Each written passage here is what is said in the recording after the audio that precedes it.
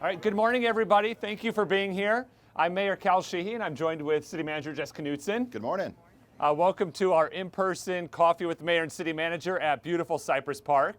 For those of you that are at home, there's a gorgeous view just right behind Jess and I, and our audience is able to see that gorgeous view. So our normal format is we go over a couple of hot topics that are going on in Lake Havasu City. We'll give you an update on what's happening, and then we'll answer any questions that you may have afterwards. So we'll start with what's on everyone's mind, which is the elections. Locally, our elections were all determined in the primary in August. And so we had two council seats that, we had three council seats that were available, and we had those determined again in the primary. So Vice Mayor David Lane was reelected to another 4-year term. Yes, congratulations. Thank you. We also had council member-elect Nancy Campbell, who's with us this morning, was elected as well for a 4-year term. And then we had council member-elect Cameron Moses, who was also elected for a 4-year term in the primary. So the seats that were vacated was by Gordon Grote, was finishing his first term, and then Donna McCoy, who served 8 years with the Lake Havasu City Council, is retiring from the council. So thank you for your service. But we still have the national elections that are in flux at this point. I'm sure many of you have been following it throughout the week, and those counts are continuing to come in, and we'll have results hopefully very, very quickly. But there are two that seem to have been determined, which are propositions. There was two propositions on the ballot in the state of Arizona, Prop 207 and Prop 208. Prop 207 is the legalization of marijuana use in the state of Arizona, and Prop 208 is a proposition for education funding. The one that impacts Lake Havasu City the most is Prop 207. Prop 208 will obviously impact citizens of Lake Havasu City and Arizona with additional tax increases for folks that make over $250,000 a year, or married couples over $500,000 a year will have an additional tax on their income of, I believe, 4.5%. So that is the Prop 208. I'll let Jess talk a little bit about Prop 207 and the impacts to Lake Havasu City. So yeah, Prop 207 was the legalization of recreational marijuana for the state of Arizona. And we saw that pass in Mojave County and pretty much across the state at about a 60% rate. So the impacts that has with regards to the city operations is that as we sift through, when you go and vote, you see the ballot language, you see a paragraph that kind of explains a little bit about recreational marijuana in Arizona, and then there's 17 pages worth of law changes that we sift through to make sure that we have a solid understanding of what the impacts of a positive vote with Prop 207 means for Lake Havasu City. Basically, in sum, is that the city can't be more restrictive with the rules and regulations that it has with recreational marijuana than it currently has with medical marijuana. So that with regards to land use or those types of aspects. Right now, Lake Havasu City restricts the medical marijuana dispensaries and grow operations to our industrial and light industrial zoning areas, and we still have restrictions between certain feet between churches, schools, and those types of areas within the community. So that'll be the same type of setup that we have for recreational marijuana as we do for medical marijuana. We'll be going to the Planning and Zoning Commission, I think, later this month, and having some conversations. There will be some code changes to make sure that we have that section in our code identified. And then it'll be a follow-up, obviously, with council and for their consideration for the code changes to adopt those types of things. There's some restrictions. There is conversations within that 17 pages of backup that changes the laws that we sift through about some of the the different taxing. There's a 16% tax that goes to it, but it's very convoluted in where those dollars go to after the fact. There's many different funds that are set up where these funds go on a specific dollar amount, and then there's certain percentages that go in certain areas. There's supposed to be some that comes back for police and fire, to the cities and counties for police and fire operations. We don't know what that means. But in the end, we're trying to get through this as best we can. There's some language in there about delivery services, but for recreational marijuana, but those kick in a few years, and we're having some conversations about maybe like these marijuana cafes, like a Starbucks where you're going to go and smoke marijuana. What does that mean, and how does that, what type of zoning implications does that have, and what things can we do now to make sure that we're looking ahead and trying to address all these things before we end up reacting to these things, if we want to, and that'll be up to the council and our residents. Yeah, so a few of the highlights on the marijuana Prop 207 is you have to be over 21 years of age to be able to purchase it, but you still cannot smoke marijuana in a public place. So it would be at your residence or something along those lines. So as Jess said, there's about 17 pages of law that was voted in. There was some one-time appropriations out of the medicinal marijuana fund that would go to a variety of different sources. Most of those are education, substance abuse programs, education about substance abuse, some of those types of things. But it's all detailed out in the 17 pages that were there. So those, a couple of things just on propositions in the state of Arizona. Propositions are generally brought by groups, organizations, or individuals to the ballot. And when they are done that, we have a voter protection law in Arizona. So propositions can be really tricky because they're put into place and they're not necessarily vetted, and there's nothing that can be done to really correct anything that's in there without a 2/3 majority vote of our House and Senate, and that's a very difficult thing to have happen. So it's best to use our representative form of government and encourage our elected leaders to bring forth legislation so that way if there are unintended consequences, those things can be solved. But those are the outcomes, and then more to come on the rest of the election on when all of those pieces come together. Mojave County is hoping to wrap up all of their count by this afternoon and be able to have that finalized. But of course, there's other counties within the state of Arizona that still have to work on that. We also are moving forward with the courthouse. We talked about that last month when we were here together. We did purchase a building on 92 Acoma to solve our courthouse needs. This has been a long-term strategic initiative that we've needed an additional courthouse. By just a way of recollection, we currently are out at College Drive, and we've been there for about 26 years or so in a consolidated court fashion, consolidated with our Superior Court, the Justice Court, and our Municipal Court. We've outgrown the space out at that court, and we deconsolidated effective August 31st of 2019. We deconsolidated in place, so basically we are still with the court system, but we're now just a tenant out at the courthouse area with access to one courtroom, which is just not enough for our needs, and it doesn't allow the Superior Court or the Justice Court enough space for their needs. So we looked at a variety of different things. We looked at partnering with the county and expanding the current facility, which there's just not enough land out there or space for that. We looked at leasing or purchasing an existing building within Lake Havasu City. And then we also looked at building on the City Hall campus. So we've looked at all of the different varieties. In the current CIP, or the Capital Improvement Plan budget, there's $7.5 million budgeted over the 5-year period for a new courthouse. When this opportunity came at 92 Acoma, we were able to purchase the building for $3 million. It's basically a shell of a building. And with the tenant improvements and the renovation costs for that, we'll be able to save taxpayers nearly $3 million of the $7.5 million already budgeted. And we will be able to get into a new courthouse at a much quicker speed so that we can continue to serve our citizens that need the courthouse stuff. And it just happens to be that 92 Acoma is adjacent to the City Hall complex, and so we'll be able to have all of those synergies there. Our city attorney's office and our prosecutor's office is based at City Hall, and so it's going to save a lot of time and effort from that staff to be able to go over to the court, and when there's delays or continuations or those types of things, they'll be able to go back and forth and be more efficient and be able to grab their files and do those types of things. And then we'll also be able to have efficiency of space with current conference rooms and office space that we already have on the City Hall complex. So we're excited that we're able to move forward with that. The most recent action that we took at the council, our last council meeting, we gave Jess and his team direction to move forward this year with the planning phases of 92 Acoma. It's now an asset owned by us, the taxpayers of Lake Havasu City, and we want to be able to get that asset into action as quick as possible. So it will come back before council in maybe 40, what do you think, 2 months? Or? Yeah, I'd say about 60 days would be the time frame. We're going to go through a competitive bid process to make sure we select a qualified architect. We'll negotiate a contract with that entity and then bring that contract before council. And so once that comes forward, we'll know exactly what that's going to look like, what the cost of the tenant improvements are, and some timelines for that. But yes.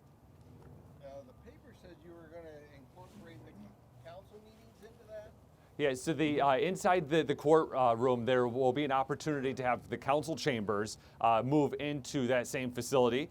Currently, the council chambers are located at the police department, but that was a temporary solution all those years ago. What, 1993, I think? Yeah, early 90s. That's a training room for the police department. Yes, that's their training room, and when you go in there, you'll see whiteboards along the wall, and the police department uses that. But we have to go in and basically scrub that room before we go in for the council, in case there's any tactical training stuff up on those whiteboards or whatnot. So we'll be able to use a multi-purpose room inside this facility for the council chambers that will also be used as a hearing room for the court. So it won't just be a council chambers, it'll also be a hearing room that our courts will be able to use inside that facility as well.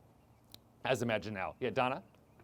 Will there be money available for the adult court that would talk about, like we've talked about before, to help with the recidivism? Yeah, so Donna's asked. We're Sure. working in that direction now. Yeah, so Donna's working or asking about specialty courts. Currently, we have 3 or 4 specialty courts. The most prized specialty court is our Veterans Treatment Court, but we also have a youth court, and we have, there's one other.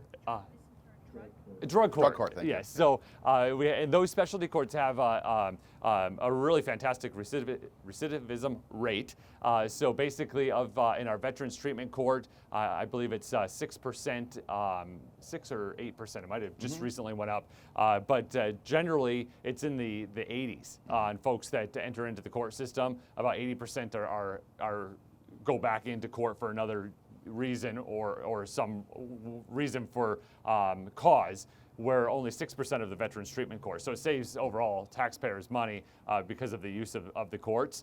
We haven't been able to expand the specialty courts because we didn't have enough space, and we also didn't have enough money, because it does take a little bit more staffing on the front end, but it saves money on the back end. So yes, we'll be able to start those conversations with specialty courts because we'll have the room. Now we just have to find the finances to be able to staff it as well.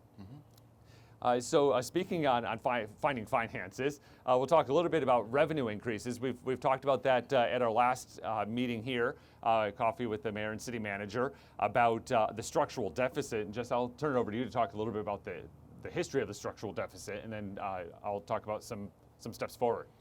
Yeah, I appreciate that, and I'll take a step back too. We get as those that are involved heavily in the day-to-day operations of the city, we start using terms and words that we think that everybody kind of understands. But the term that we utilize for a structural deficit, what that simply means is over the last several years with Lake Havasu City that we've been collecting less money than we've been spending on an ongoing annual basis, and that's been happening for several years. Now, there's dollars that the city has in its reserves, and the one-time funds that it has, a rainy day fund, or reserves, or what do you want to refer to it, and we've been utilizing those funds to a minimal amount, but every year to pay for the ongoing expenses, to provide police services, fire services, park services, road services, all the things that, and many, many more services, the things that we expect and anticipate on a daily basis. So we look at in terms, the first thing we hear from our residents and the first things that we have conversations with is, well, what about reductions in spending? So yeah, we look at that on an ongoing, everyday basis, long-term, short-term, through the budget process specifically, and then again on an ongoing, everyday basis. Looking at efficiencies and how we do things to a better degree that cost less taxpayer dollars. So we're doing that. We've made some strides in those areas, but we also have costs that increase. Every time that somebody is arrested and sent to jail, well, the city pays a nightly fee for that, and that's a fee that's negotiated with Mojave County. That fee does not go down every year, it goes up every year. The cost of fuel and vehicles and those types of things also goes up.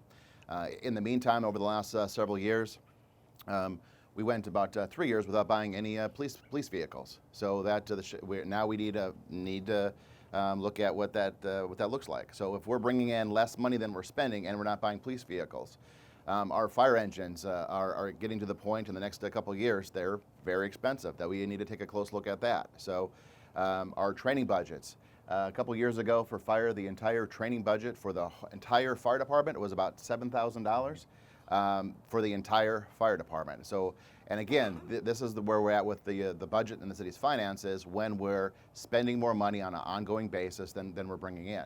Again, not to a significant degree, but enough where we're touching our reserves. The analogy there is you look at, we all have checking accounts, hopefully, and we all have savings accounts.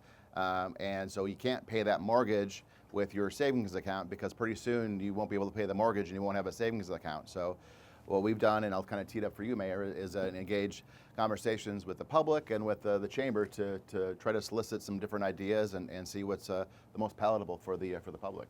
Yeah, so we're looking at a variety of different options to increase revenues. We've engaged the Governmental Affairs Committee of the Chamber of Commerce to reach out to the business community, and then we'll be reaching out to citizens at large in a variety of different public hearings to talk about what options there may be. So just a couple of those options that may be there, and there could be a combination of options, would be property tax increase, could be bed tax, it could be commercial lease tax, it could be a sales tax that could be part of the conversations. But all of those pieces, again, it could be a combination to be able to provide those services that the citizens are looking for. So again, these are services, police, fire, parks, the roads, those types of things that the citizens are looking for from Lake Havasu City. We just got our property tax bill statements that were mailed out, I believe, in early October or late September from the county. And the property tax is about 6% of your total bill is Lake Havasu City. So there are state mandates. We can't just raise, property taxes, but we can take a look to a certain degree. But there are some metrics in there. But again, we'll engage the business community, we'll engage our citizens, and we'll see what the best path forward is to be able to meet the demands of the services that the citizens are looking for, and then also have the least impact on our citizens as we go through this. Yes? Could you explain how the commercial lease tax works? Yeah, so the commercial lease tax, Lake Havasu City is one of, is it 2 or 3? I think we're 3. One of 3 cities in Arizona that does not have a commercial lease tax. The commercial lease tax would be paid by folks that lease a building or an operation for their business. So it could be anywhere from, the average is, I believe, 2.7% in the state. So it could be anywhere, our city sales tax is 2%. It could be anywhere from 2% to 2.5%, whatever that may be, on top of the lease that somebody might have with their landlord. Would that include short-term rentals like the Airbnb crowd? Yeah, so the question was that, would that include the short-term rentals like Airbnb and the like? No, that would be bed tax. So that would be a bed tax that would address those areas. They are currently paying a bed tax, or are supposed to be paying the bed tax that's been in Lake Havasu City for several years. But so again, we'll look at a variety of these different options. Several public hearings will come forth. We'll get engagement from our business community. We'll get engagement from our citizens, and then we'll do what's right as we move forward. Yeah, one more back there. All right. Oh, I'm sorry. Was there another question? Yeah. You had just said that the city saved $3 million by purchasing that new building. So that's all pre-budgeted. So what happened to the $3 million? Yeah, so the question was on the current CIP budget for the courthouse, $7.5 million is in that 5-year plan. With the savings that we'll have by purchasing 92 Acoma and the tenant improvements, the question is what happens to the additional, or the savings of about $3 million. Those are still in the CIP budget at this point. So when the budget comes forward to council this next year, those funds will be appropriated for additional capital improvement projects in Lake Havasu City. So those savings will be reinvested into the capital infrastructure of our community. If I can, the conversation we talk about the CIP or the capital improvement plan, and an example of one of the projects that was in the CIP or the capital improvement plan is Cypress Park. So those projects that are in the CIP are one-time expenses. So now obviously there's an operational budget to make sure that the grass is green and the personnel costs are accounted for, and we mow the lawn and all those types of things for maintenance.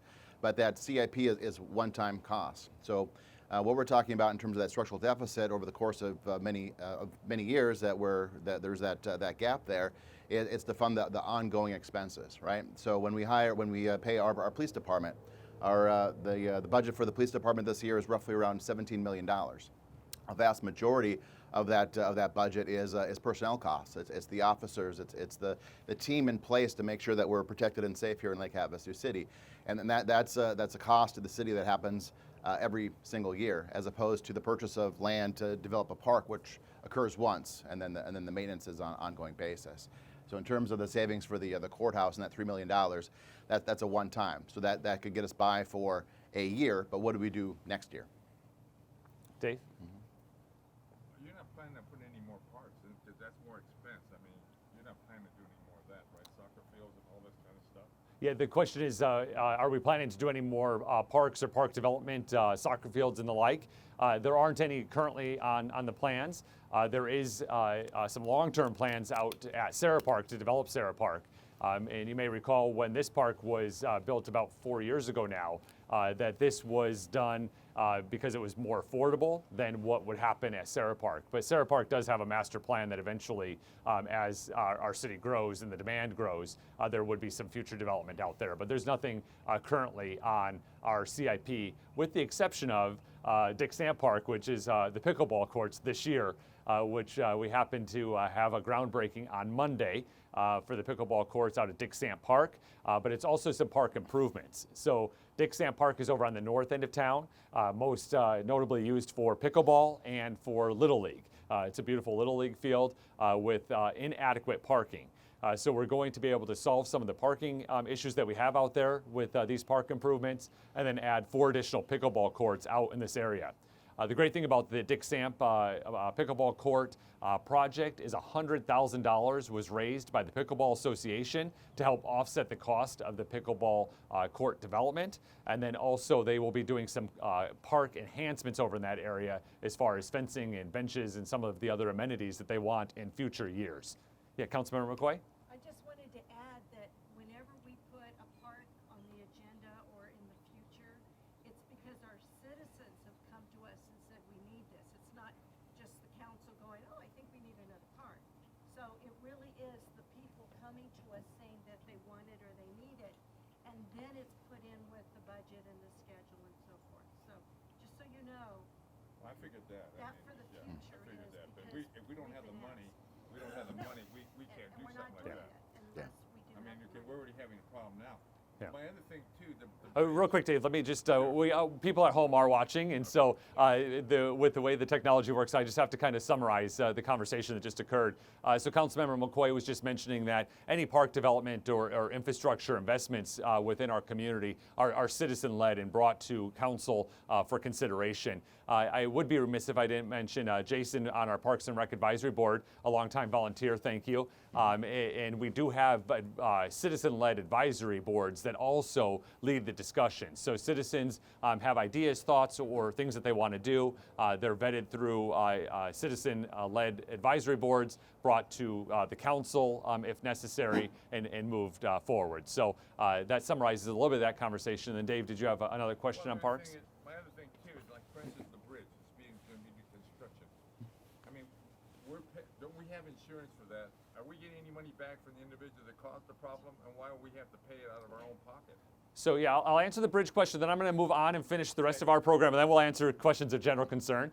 Regarding the London Bridge, it's you may have seen construction signs go up, flashing that road construction will be occurring through December 18th. That's to repair the damage on the west north side of the bridge that was damaged this summer with an impaired driver that drove through the bridge, and some of the railings have fallen down. They are now correcting that. There was insurance. The newspaper has reported that the cost to the citizens is $1,000 for our deductible. for our insurance, but insurance, they'll subrogate it, and at the end of the day, taxpayers will be made whole once that's all figured out. So we just needed to continue on with the repairs. We do have insurance. $1,000 deductible was paid. It'll subrogate, and we will be made whole because the person that did it is liable for it. So we'll move on with the rest of our comments, and then we'll answer additional questions. We are happy to announce there's a hazardous household waste day that is scheduled. It's on December 12th. Yeah. And it'll be located at Fire Station number 2. That's on Kiowa. I'll let Jess talk a little bit about what that means and what you can bring to this hazardous waste day. Sure. I was just looking at the phone, Mr. Mayor, for the address. That's 2065 North Kiowa, and that's it's Fire Station number 2 in the community. System's not working. Okay. I think. Can you hear us all right, though?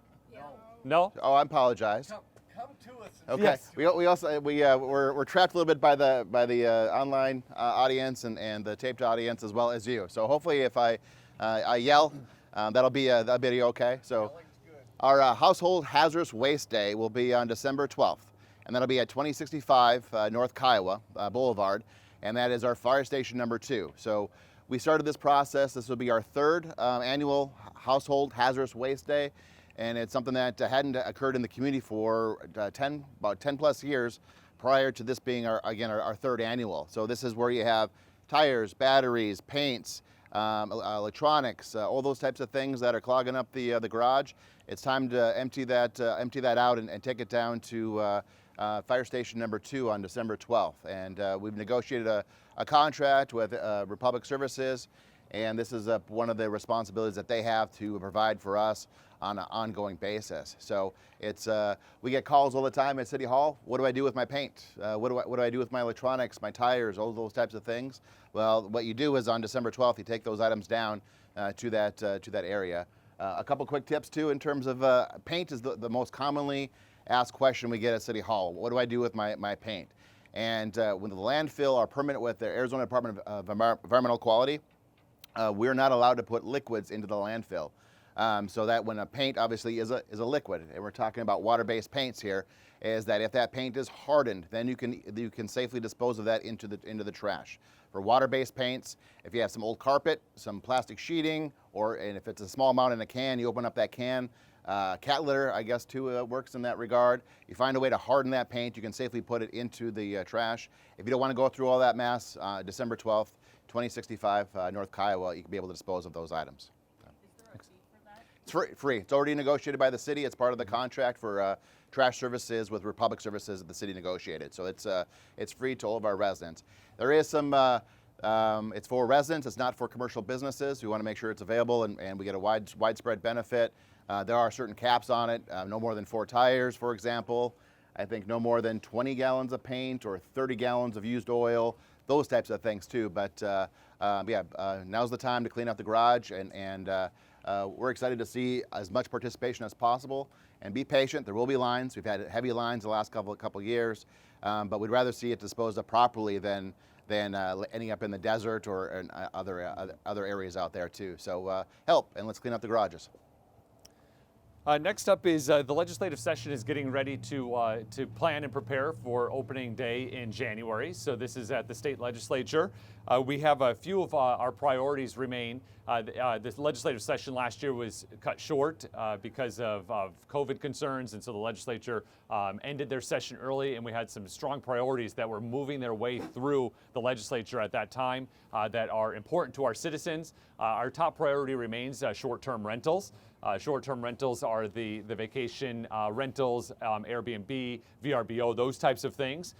Prior to a state law that changed in 2016, Lake Havasu City had an ordinance that we adopted in 2014 that allowed us to manage short-term rentals as needed in our community. It balanced private property rights of the property owner to be able to rent their property with the quiet enjoyment that their neighbors are looking for and seeking. So the biggest complaint we get on short-term rentals is obviously the noise, the amount of traffic, and the influx of different folks every day or every weekend into the neighborhood. And it's alarming and concerning for our citizens. And so we're looking to have more local control on that front.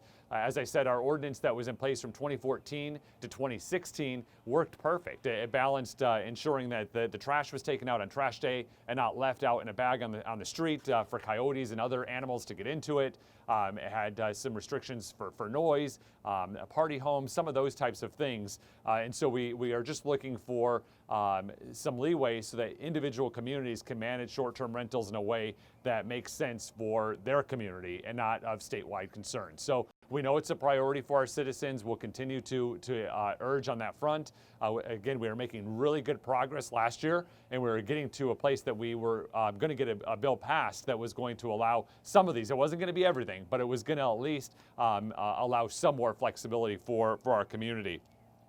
The other priority we have is SLIF funds. These are state lake improvement funds. And these are funds that we used to have many, many years ago that are our share of the gas tax that is paid by boaters. So boats go to the gas pumps, they fill up their boat, and gas taxes are used for roads or other improvements. Obviously, boats are not necessarily using roads, but they are using lakes. And so a lot of the SLIF funds in years past have been used to improve the beaches in Lake Havasu City. So if you go out and you're a boater and you enjoy boating on Lake Havasu, you'll notice that the Arizona side of the lake is very well improved. There's bathrooms, there's campsites, there's launch ramp facilities, there's all of those things. And you go to the California side and there is none of those things. And so that state lake improvement funds allowed the development of those through grants. It also helped pay for police boats, command centers, and some park improvements. And I'll let Jess talk a little bit more about SLIF and why that's a priority for us. Certainly is a priority for us, and it was conversations we're having with our wonderful delegation, led by State Senator Borelli and state representatives Biasucci and Cobb, and we're making great slides. We actually got a vote last year out of one of the chambers to move that forward, and we're very excited. And then we get hit by a COVID, and the session ended so very quickly. So as short-term rentals are, the reintroduction of SLIF into the state statutes is vitally important. So we have police boats, we have fire boats, we have needs for recreational improvements along the water in the channel and in our parks. All those types of things would be vitally important. One of the things that's funded, for example, in this year's budget, what we're going to talk about here in a second, is some of the use of the CARE funds. $60,000 towards that is for 2 fire pumps for our fire boat. So when our fire boat is on the channel and a fire occurs out there, they have the pumps to generate the water to put out the fires that might be on the water or on the shore. So those are funds that we could apply for competitively with all the other cities along the water, and get those dollars that come back through the taxes that are generated off the fuel purchase by boaters. And so those are some examples there too. I think last year we were talking about a $5 million annual appropriation that would go, that cities along the waterways could then apply for those dollars in a competitive fashion, and then and for public safety, recreation, and beautification for our along the waterway. Excellent. So we'll go into the next topic is the CARES funding, and we'll talk about what that means for Lake Havasu City, how it came, and what the next steps are in that area. So CARES funding is through the CARES Act. This was passed by Congress in March, signed by the President March 27th of this year. And the CARES funding allocated monies to states and to counties and cities. So the CARES Act had, as one of our senators calls it, different tranches. So there was a tranche for citizens. That was those citizens that were eligible for a $1,200 check, got a $1,200 check. There was a tranche for businesses through the PPP plan, EIDL loans, and a couple of those other programs on the business side. And then there was a tranche that was given to municipalities through different mechanisms. So based on population, if the population was over 500,000 people, they got directly funded from the federal government. If you're under 500,000 people, which Lake Havasu City is, it was appropriated to the governor, and then the governor appropriated money based on census to individual communities. Lake Havasu City got $6.4 million, and it is the case with the entire CARES Act. So it doesn't matter if for citizens, if it was for businesses, or if it was for municipalities. The intent of the CARES money was to get there as quick as possible. So to the ended recipient as quick as possible. So they used different avenues to do that. For example, the unemployment tranche. So people that got unemployment in the state of Arizona, the maximum weekly benefit is $240. The federal government added a $600 benefit for a period of time. They went through the state unemployment offices. The state unemployment offices are not set up for that. So although that was the quickest mechanism, it got bogged down. And so many of our citizens had trouble working their way through that system. Arizona caught up fairly quickly and was able to address that. But the governor initiated his funding mechanism, and Lake Havasu City received them in June, the funds? Right after the first week of July, right around the first week of July, we received them. And so the intent was to offset, again, to get it to the intended recipients as quick as possible to offset public safety expenses. So the general fund dollars that we use currently for public safety, that $6.4 million replaces that, and then that frees up that $6.4 million that we had in the general fund. But what do we do with those monies? So again, the courthouse was a priority of the council, and the opportunity came available. So we've allocated money to the courthouse use, and then we'll have a discussion. Is it next council meeting? Yeah, on Tuesday, the next council meeting. Yeah, so next week on Tuesday, we'll have a discussion of council for the appropriation of the additional funds on what to use. And those, again, are going to be priorities that we have for the city. As Jess mentioned, $60,000 for pumps for our fireboats. That is necessary so that we have an operable fireboat. And there's a few other public safety related items that we'll have some discussion about on Tuesday about those funds, so we can have that discussion obviously with our citizens and then with the council to determine the path forward on those funds. So we also have there in the news this week was the county the County Board of Supervisors lifted their declaration of local emergency. This was done by the County Board of Supervisors by a motion of the board chairman, and then it passed unanimously to lift that. They're the only county in the state of Arizona that has lifted their declaration of local emergency. Currently, the President of the United States has an emergency order. So does the governor, and Lake Havasu City has one as well.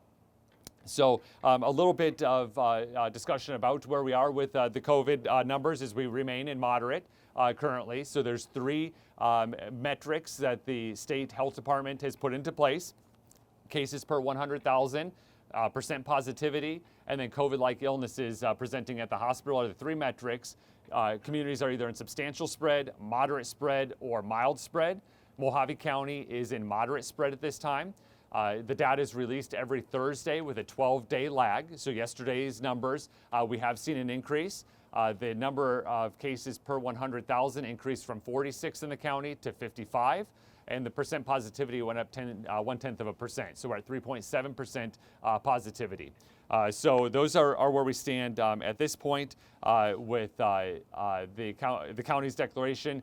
There still is cause for concern with COVID within our community. We should understand that it is community spread.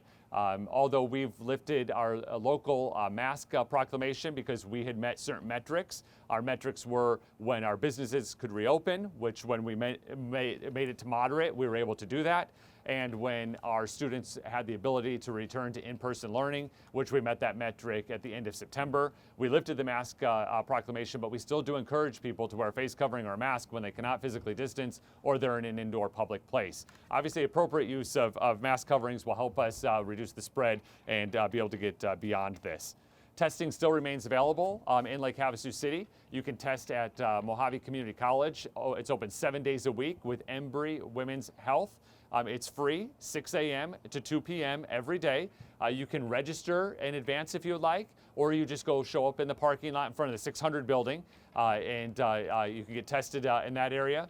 There's several other testing opportunities available as well. You can go to the city's website at lhcaz.gov, click on the COVID banner at the top, and then you'll see the testing button, and you can click on there and see other testing options that are available. We do have rapid testing available in Lake Havasu City as well, where you'll get results within a 24-hour, within like an hour to 2 hour period. So. Al, I just wanted to say, if you do come to MCC for testing, like you said, it's in the parking lot of the 600 building, which is the big parking lot, but it's kind of weird. They're like gray containers. They're not, it's not a trailer. It looks more like a storage container. Is that? So thank you for. People get a little confused when they pull the parking lot. They're like, where is it? So it's in the very back, on a coma. So it's just, we've had a lot of questions when people are looking for it. It doesn't stand out. There's no signs on these two containers. Bless you. I call them, so yeah, like you said, it's from 62. Yeah, so just for the folks listening at home about the testing, Shannon was mentioning that the area at MCC is in front of the 600 building. It's the big parking lot. It's adjacent to a coma, so you'll see big gray like Connex boxes. So when you pull in, that's where the folks are stationed that will be conducting the testing, and they'll direct you where to go from there. So, but it is again open 7 days a week from 6 a.m. to 6 a.m. to 2 p.m. Over at Mojave Community College. Yeah, Greg. Yeah, I guess my question is, in light of Mojave County lifting rescinding their local emergency proclamation, what is your position on rescinding the one that we've been trying to get you to rescind for the last couple of months now? Yeah, so Greg's question is now in light of Mojave County lifting their declaration of emergency, what is the status or my position on lifting Lake Havasu City's proclamation that they've been trying to get me to do for months? My position remains the same, that there is cause for concern and pause for our citizens. The proclamation that we have declaring the local emergency has to be focused on slowing the spread and reducing the curve, hospitalization and capacity at our hospital, and to bring education and awareness. If I could just answer the question for the folks at home. So that is what the declaration has, and it encourages our citizens to follow the mitigation strategies by public health of washing your hands, staying home when you're not feeling well, wearing a face covering when appropriate, and helping to reduce the spread. So that's my position remains that it would stay. Okay. In light of that, now, understanding that hospital metrics should have been the only measure that justifies your authorization to declare a local emergency, what is that metric at the hospital that would cause you to lift the local emergency proclamation? Yeah, so the question is, Mr. Befford believes that the only metric should be hospitalization. That's not the only metric. That's not what's in the proclamation. But in light of that, what would the hospitalization or capacity be that would have us lift it? We would take a look at what the U.S. government's doing and what the state government's doing. So we would follow what I'm talking. Yeah, so there's still a need for a declaration of emergency at this time in Lake Havasu City to bring awareness to the mitigation strategies to have COVID be behind us and not in front of us. That doesn't answer my question about the metrics, the hospital metrics. What would that be to cause you to lift the local emergency proclamation? Because that is the only justification you have by code and by law to declare a local emergency. That's based on strain on resources. Hospital resources was in your proclamation.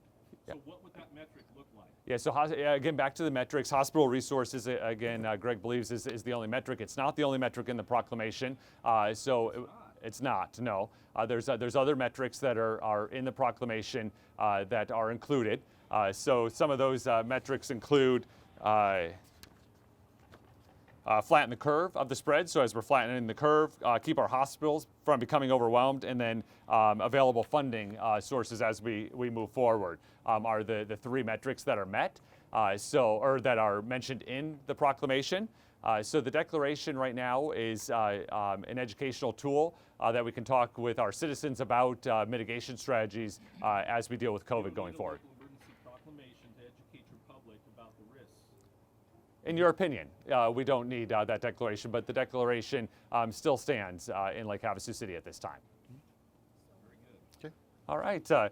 So we have a couple of things we want to do, and then we'll open up for questions of general concern. First, I'd like to introduce our elected officials. We did a little bit this morning already, but Vice Mayor David Lane, welcome. Thank you for being here. Councilmember McCoy, thank you for being here. And then we also have Councilmember-elect Nancy Campbell. Thank you for being here. I'd also like to thank TJ in the back. TJ, if you could stand up. TJ's an intern with ASU.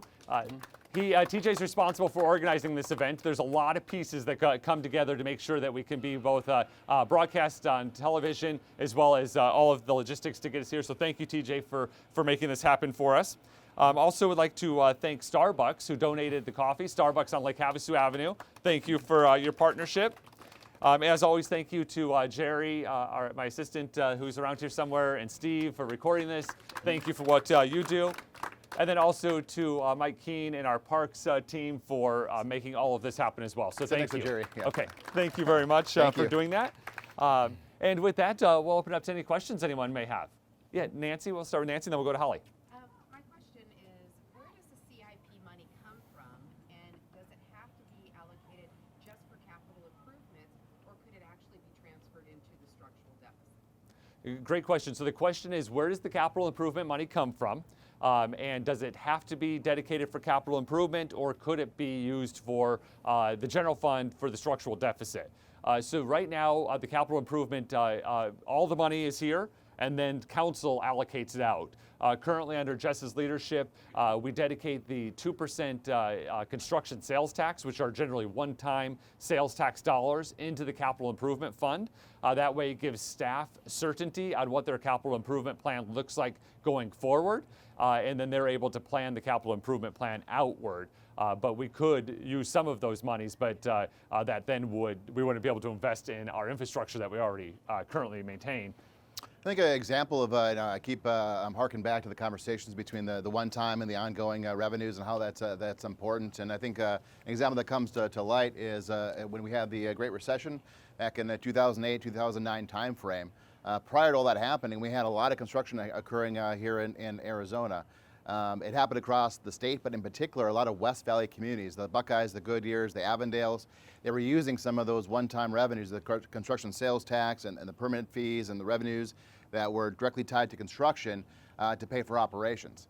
And so those dollars were collected by the city and used to pay police officers and firefighters and provide the cost tied to ongoing services. Well, then the recession hits, and we have no more housing permits or building permits, and the construction stops.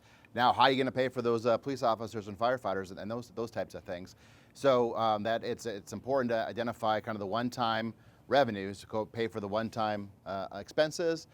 Now, that being said, that's on an ongoing basis, big picture basis. Now, that being said, decisions can be made to move dollars here and there to look at bigger projects or to fund a one-year type of a gap or maybe a two-year gap. You get anything beyond that, you're looking at in terms of putting yourself in a very stressful place financially over the course of time.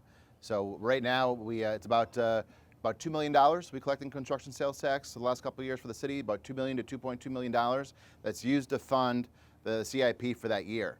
So then we look at projects. This is just general fund projects, right? The police, the fire, the parks, and those types of projects. We get about $2 million to $2.2 million per year, and then we save up some of those dollars. Like this year, we're not spending, I think we're spending maybe $100,000 of those funds in this year's CIP. There's some uncertainty when we passed the budget, and so we didn't want to earmark a lot of funds. And then also the idea there was to build up some of those dollars and look at bigger projects, such as the Courthouse project we talked about earlier today. And so we'll have to have a good discussion now that the purchase of 92 Acoma did take place. But yeah, it's a very long-winded answer to a very short question, but it's possible. But we have to be careful that the one-time revenues pay for one-time expenses, and the ongoing revenues like the property tax, the sales tax, those types of things, those dollars are used to pay for the wages for our public safety and city employees and those types of things too, because we don't want to be put in a position where those dollars stop and we don't have enough money to pay for those wages. Yeah, Holly? Doesn't have anything to do with coronavirus or any of that, but I was just wondering, the sewer tax we pay on our water bill, I thought not, or fee, whatever you want to call it, is it ever going to go away, or is it there permanent? Yeah, so the question is about the sewer rates and the sewer line item on the water bill. That is actually the cost of operating the sewer. So it's not the cost for putting the sewer in. There is some capital built into the rate structure. As many of you know, it was about $360 million. That was 350, 360, yeah. About $360 million to sewer the whole city, which took place a vote of the citizens in, I think, 2001. It ended 2011, 12 or so. It was accelerated because of the Great Recession. The city was able to get a great value because construction trades were in the outs during the Great Recession. We were able to get discounted if we accelerated it. Initially, the bond was for over $400 million, so there was a good savings there. But we are looking at the utility rate study that is ongoing that we'll report in our next coffee with the mayor, because right now it's been awarded but not a lot of additional stuff. But the way that it works right now for our water and sewer rates is based on winter quarterly averaging. So 3 out of 4 months in the winter times, they take your average, and that's how they base the bill on it. That helps with some conservation because obviously we use less water during that period, but we pay on use. The commercial sectors pay at higher rates, so restaurants, hotels, and commercial entities pay higher rates of water than residential. Is that the right structure? So with the utility rate study, we'll be able to take all of the factors, so the capital improvement, the cost of delivering the service, and it also will take into consideration the expiring IDD, which is the Irrigation and Drainage District, which is currently on your property tax bill. That was the first quasi-government of Lake Havasu City that McCulloch put into place. He was able to do an irrigation and drainage district by putting a sod farm out on the island, and that was how he was able to have that property tax there. When Lake Havasu City incorporated in 1978 by a vote of the people, that was set to expire, but it couldn't expire until the debt had expired as well. And that debt is set to expire in 2022, which will, that's about $5.6 million that will go away with that. So we are looking at that and reviewing it and seeing what is the most equitable way to charge for that. So hopefully that answers the question. It's one of those examples that the ongoing and the one-time cost. So the cost that you see, that the assessment and the $360 million that it took to place sewer into the community was the cost to place sewer in the community. It's like the purchase of a vehicle. Now you have to pay for the oil and the insurance and all the other ongoing costs that are tied to it, and that's what you see on your monthly bill right now. So that's the difference that occurs. We have hundreds of miles of water lines and sewer lines. We have 3 wastewater treatment plants, one which is just right across the street over here. And then the personnel and the equipment that it takes to make sure that the toilet continues to flush and that dirty water continues to go away. So that's the fee that you see on your water on your monthly bill right now for water and sewer. That's for the maintenance of that system to make sure that it's taken care of and we don't have any worries or concerns there. Yeah, Greg, and then we'll come to Dave. Yeah. You know, since this whole thing has kicked off, businesses in this community and individuals have been hit over the head with a baseball bat and pretty much left to bleed. And my question then, earlier you mentioned this structural deficit that we have and the gap that needs to be filled by raising taxes or fees. My question to you is, what are we doing now to assist these businesses that have been hit over the head and bleeding out, other than the CARES Act money, the $230 that you set aside for these businesses? What are you doing to help get these businesses up and running at 100% now, so that you don't have to deal with raising taxes to fill that structural deficit? What about special events and all the money that we've lost now as a result of your actions? You've been complicit in shutting down businesses here. So what are you going to do to help these businesses now and these individuals get back up and get Havasu running again? Yeah, so the question is, what are we doing to get businesses in Lake Havasu City running in light of the business closures due to COVID? They were closed under executive order from the governor. Greg believes that I've been complicit in keeping my heavy thumb on businesses. I know you are. So what we've done, like Havasu City has been a leader and stood up to support our businesses at every front. We have gone above and beyond any other city working with our businesses. We stood up the LHC Resource Alliance, which Vice Mayor Lane leads on behalf of the city. Early on, we did this in March to help our businesses understand what the executive orders were, what it was to comply with them, and then as the CARES money came available for businesses through the PPP, the EIDL loans, we hosted teletown halls with Senator McSally, Senator Sinema, the Chamber of Commerce, to be able to help these businesses file and fill out their information. We've also done a resolution of the council to suspend park fees so that we could move our fitness centers and gyms out into park settings and outdoor settings before they could reopen. That still is in effect until the end of the year so that they could reimagine what their business model may be. We also allocated $250,000 through the Resource Alliance to help our businesses through all of these things. So we continue to assist our businesses, and then we're also working with public health on guidance so that they can safely reopen and get reopened in a way that balances livelihoods and public health. So if I can add to that too a little bit too, just the big picture in terms of the relationship that Lake Havasu City as a municipal government has with our local entrepreneurs and private sector and the businesses in our community is that we have a fantastic relationship over the course of many years. We're known for not having a heavy hand at the city and known for allowing the entrepreneurs and the business community to be successful and without any type of heavy hand coming from the city. So we do that with regards from a city process is less regulations on that type of side. One second. I would love to hear your question in just 1 second. Okay. So what we do is we have with our building permits and our streamlined process. If we have a business manager, a business owner that contacts the city, well, that's a top priority for Havasu, and that's not just in the COVID environment, but that's been for many years. We're very proud of the very diverse amount of small businesses. I mean, the number that came through the Vision 2020, I don't know if you recall, Cal, but how many different small businesses that we have in Lake Havasu City. So we continue to do things that we can to foster that environment, and that's not just in the last several months, but that's for decades. How many have closed? How many businesses in Lake Havasu City have closed?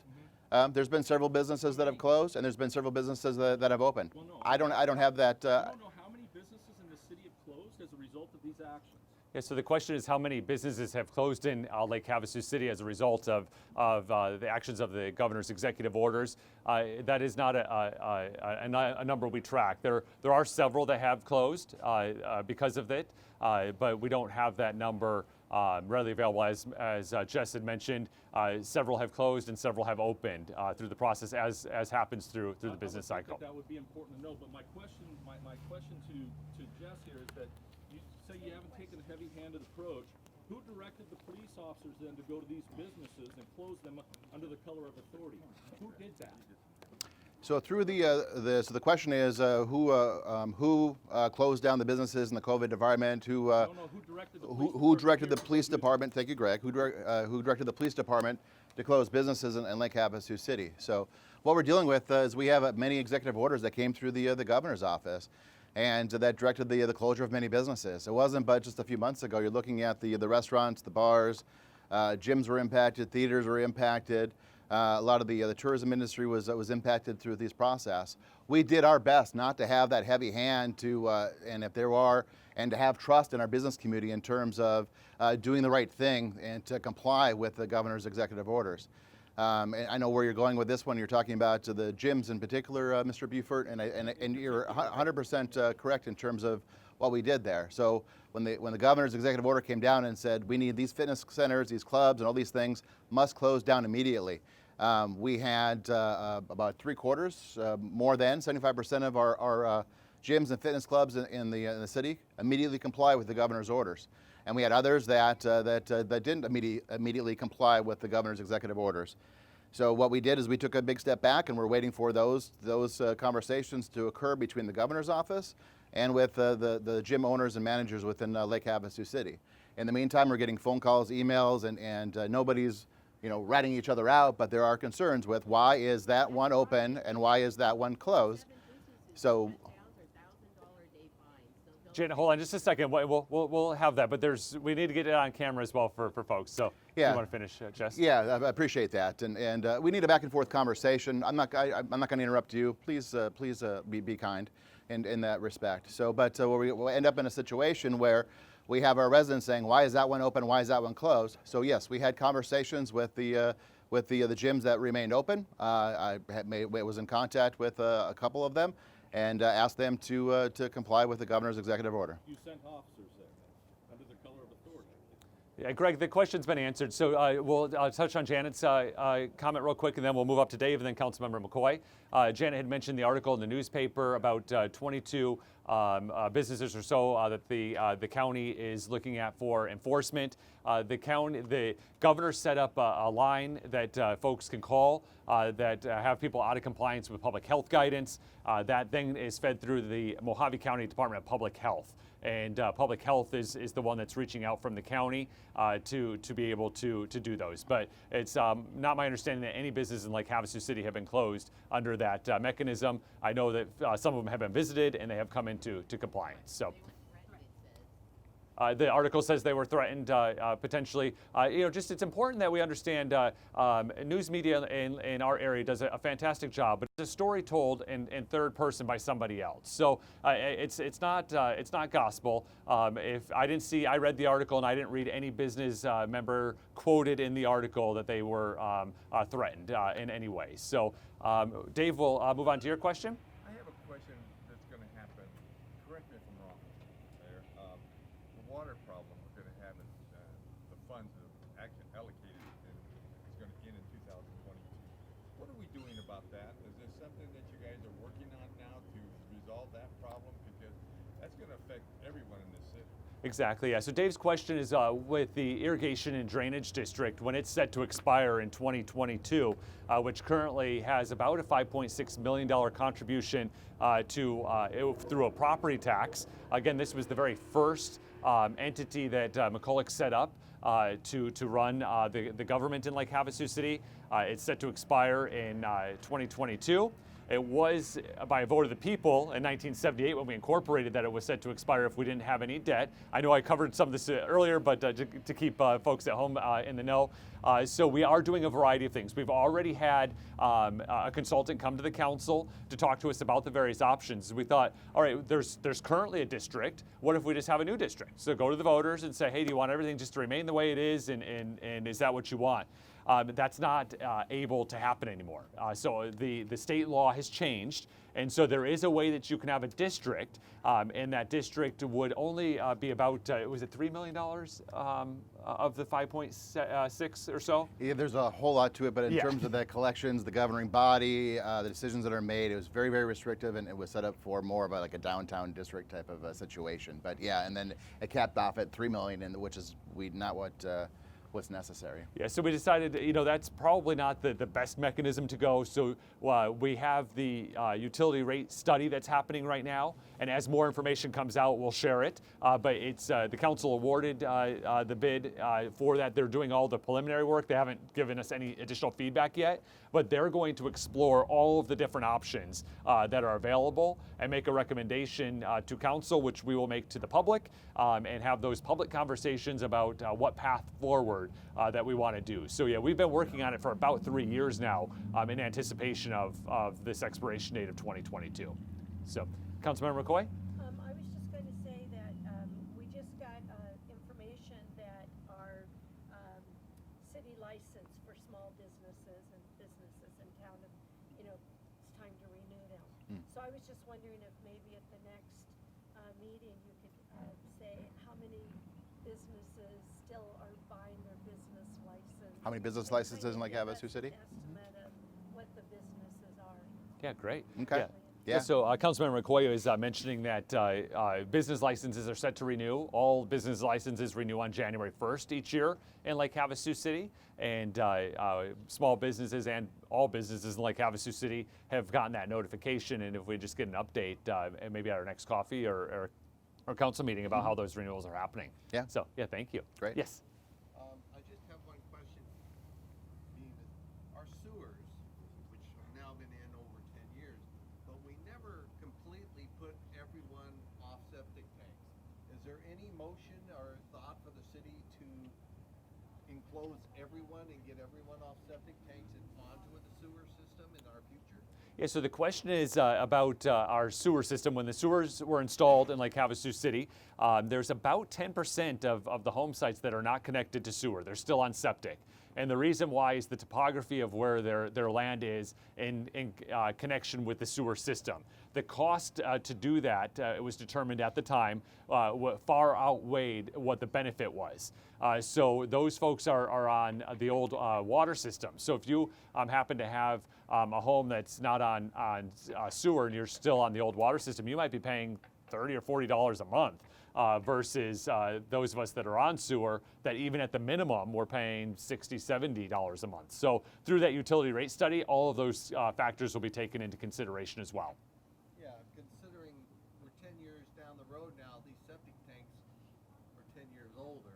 There's going to be a point for every homeowner who owns one of those to do something about that. And that's why I was just wondering if the city was thinking about now, because, you know, the extreme cost of making that happen to eventually putting pump stations in and that sort of thing. Yeah, so no, we're not looking. The follow-up question was, you know, some of those septic tanks are going to need some repair work.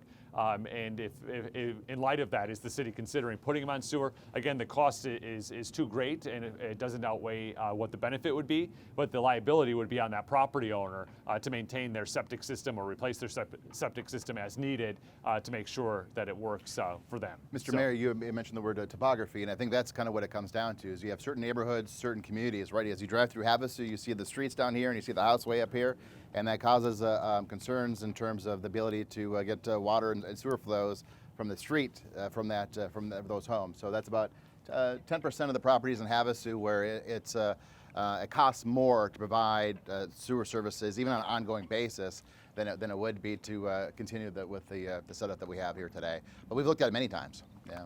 Yeah. Tom?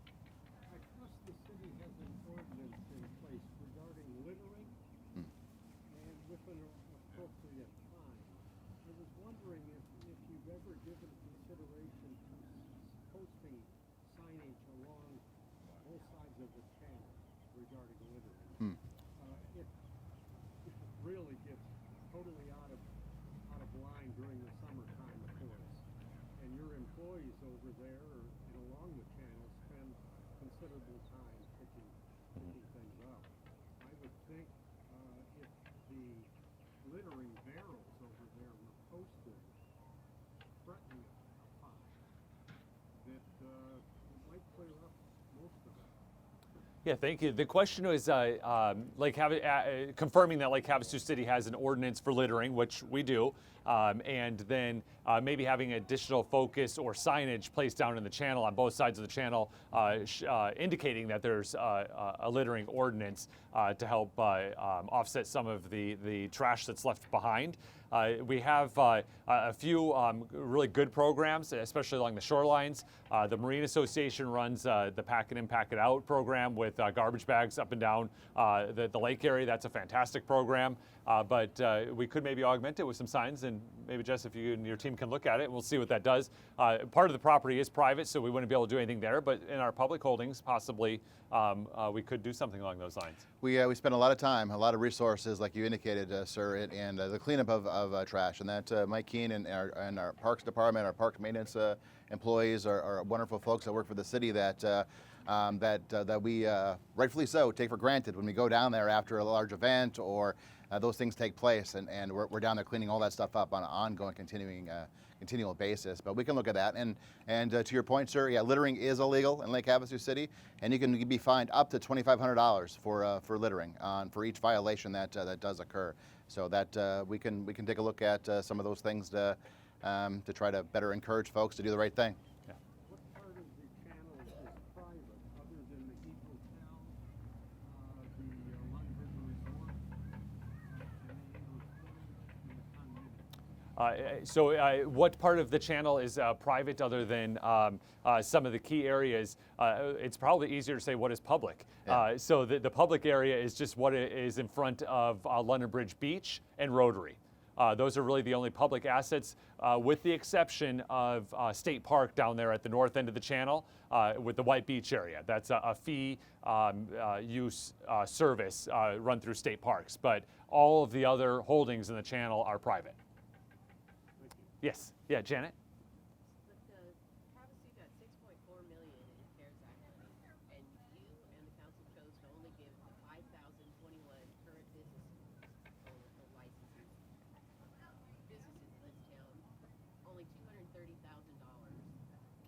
Governor Ducey has said that there's another $400 million in the state to be allocated in future CARES Act money and grants. And all of this CARES Act money has strings attached to it. It doesn't come free. It comes with lockdowns, masks, social distancing, and the attestations that you ask the businesses to sign, which they should never have signed, in my opinion. Anyway, are you going to take the money when it becomes available, or are you going to do the right thing and say no and put your citizens of Lake Havasu first? Yeah, so the question is about the CARES money again, which Lake Havasu City was allocated $6.4 million through census, through the governor, and Janet's asking that the council only gave $230,000 to the business, which I would rephrase that and say Lake Havasu City was a leader and decided to assist our businesses even further than they were. I would ask you to and challenge you to go find other cities that have done the things we've done to support our businesses any greater than Lake Havasu City has done. The $230,000 that has been allocated has not even been spent yet in its entirety. It's just under $200,000 has been spent based on need, not process, based on need. So we've been a leader in our business community, and we continue to be a business leader. The second point of her comment was that the money does not come free. You're right, Janet. We're taxpayers of the United States of America, and we will be on the hook for all of this money. All of this money. I do not believe that we're on the hook because of mask mandates and shutdowns and government overreach, as you think that's the currency. The currency is going to be us and generations behind us that are going to be paying for this. So if Lake Havasu City does not take its allocation based on our citizens, we're doing a disservice to our citizens because we're paying for it. And it does not come with attestation forms or anything else that we must do or comply to. We're citizens of Lake Havasu City, and we're going to do what's right for our community. I'm so disheartened by the disconnect that we have in our community. We're a community that is united, and it's comments and items like you that are provoking the division among people. We're not doing that, Janet. We're just not doing that. We're taking an approach that we balance the public health of our citizens, and we also take a look at the public health that's there. So we have a very nice balance that we're having in Lake Havasu City. We're going to continue to have that even-keeled, nice balance as we move forward and get this pandemic behind us. But we still are in a pandemic, and we need to act responsibly.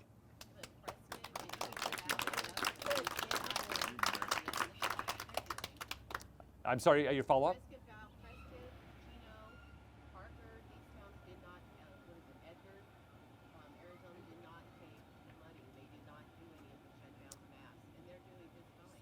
Yeah, so the follow-up was that there was several small cities across Arizona, Parker, Edgar, Prescott Valley, that were mentioned that did not take the money. That's not the case. They were allocated monies. They might not have had a mask proclamation, but they are small cities that are already physically distant. So we have to remember to turn off the television sometimes and recognize what's important for our city, Lake Havasu City, not what everyone else is doing, what makes sense for us, and that is what we're doing and will continue to do. So. Mayor Sheehy? Yes. Let's stand between us. Yeah, I'll stand between you so you Okay. can hear it on the microphones. I've heard this comment several times now about the CARES Act dollars and the $250,000 that was given through the Resource Alliance, and it's been dropped down to $230,000. I'm assuming that you're saying that because River Cities United Way has overhead costs, and so they get a certain percentage, and that percentage works out to 8%. $250,000 minus 8% becomes $230,000. One of the follow-up to that, and the additional part of that doesn't seem to be talked about, is the United Way donated $34,000 to the Alliance. So yeah, they did get paid $20,000 because they're keeping all the records, they're doing all the due diligence, they're doing all of the checks, but they also donated $34,000 to the process. So there's give and take on both sides there. They do have people that have to be paid. They do have a staff, they do have overhead. They have to keep all the records because there are audits. And if there are audits, they have to be able to say, this dollar went here, this dollar went here, this dollar went here, this dollar went here. So all those records are kept and they're keeping them. There's a cost associated with that. But like I said, they also donated $34,000. So we're actually $14,000 to the plus. So I just wanted to clarify that. Thank you. Yeah, thank you. Are there any other questions? Yeah, Dave. Oh boy. My question is to you is, what's going to happen with Riviera? Are they going to plan on opening Riviera? Everybody keeps talking about that. I know a lot of the lots are sold, and they're really working at it diligently. And the ramp is not going to be till 40 years before the city takes over, or the state takes over. So when is that going to be in play, and when is the signal going to start opening up, and that kind of thing? Great. Just general information. Yeah, so Dave's question is a great question, and we have great information to report. What's an update on Riviera? The Riviera project, just to refresh folks' minds, is on Highway 95, Lakeside, as you're heading south into our community, right before Acoma Boulevard. So between Mulberry and Acoma, you'll see a flashing stoplight in that area that you can't turn into the neighborhood. But the first neighborhood had 77 lots, and they are all sold out. Every single one of them sold. They went on sale in a really unfortunate time, right in April, as things were shutting down, and they have all sold. They've opened up the second neighborhood, and those areas have been sold, or not completely sold out, but they're selling, and they're already making waves on their third neighborhood. So that'll be coming before council. So Riviera, the private development's doing fantastic. The public side of the development is the state park at the end, which is a main land launch facility that'll open up next spring. The ramp is already in the water. It's been in the water for a couple of years. They'll be putting in a parking lot and some other improvements and a duty station as you come in. They're just pulled the permit with the state on that, and so that's moving forward. So next spring that'll open. As soon as there's not as much heavy equipment moving, we'll be able to lift those barriers, and then folks will be able to go in and start using those amenities. As part of this development, it was a public-private partnership. Like Havasu City, Arizona State Parks, and then the private developer are the three partners in it. We put in roadway infrastructure and sewer infrastructure to the neighborhood, and we had a 20-year development agreement to get paid back by the developers for the money that we invested, and I'm happy to say that the entire development agreement's already paid in full because it's been so robust. So very exciting news that's happened out the Riviera. Homes will start going vertical very quickly, I believe. Jess, you mentioned there's a couple of permits already in city. Not quite in the city's hands, but very, very close to it. As Havasu Riviera is an HOA type of community, so they have to go through their own kind of design review process within that HOA right now. We're told there's 20 that are in that review process for the developer and for that HOA type of process. So as soon as they're done with their review process, they'll be on the desks of at the city, and so we'll hopefully see some vertical construction, some cement, and some 2x4s going up here in the next 30 to 60 days. So, and hopefully we'll get those. So that process is happening right now before council, or they're gonna the final plat for phase 3, and they're already selling homes in phase 2, and so forth. So we're starting to see it on paper, right? And we're about to see it visually with concrete and 2x4s going up here shortly, and then the ramp is expected to go up in late spring, or open in late spring. Perfect. Are there any other questions? Yeah, Councilmember McCoy? I just want to say, isn't that beautiful? Yeah. The kids playing? Kids playing in the park? It is great. Yeah, for those at home, we're at Cypress Park, and we have it looks like a soccer team that is practicing or working out, and it's a good sight to see. So, yeah, Dave. One more comment from